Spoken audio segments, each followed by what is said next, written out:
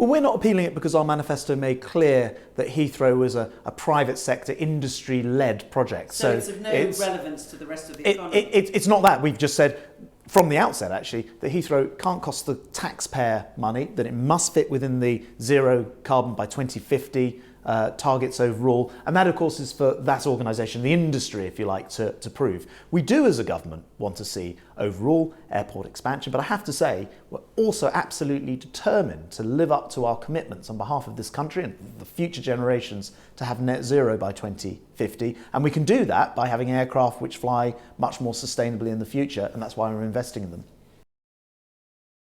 Oh, this government's absolutely committed, Prime Minister Down, to having airport expansion. But we want to make sure that that expansion is environmentally friendly. And so we'll make sure that we invest in new types of technology, new types of aircraft, and that we can both expand airports, but also make sure we meet our net zero pledges. How much of a setback is this decision by the appeal court?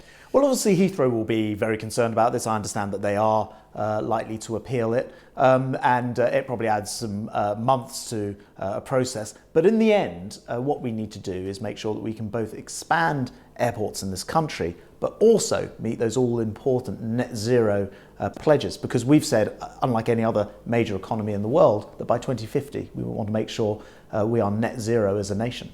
But you haven't given up then on the idea of a third runway at Heathrow?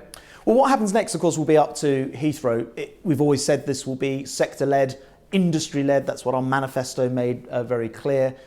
So where and how that expansion happens is a matter for the industry. But we're clear we want to see airport expansion, but we also critically must meet those net zero targets for the next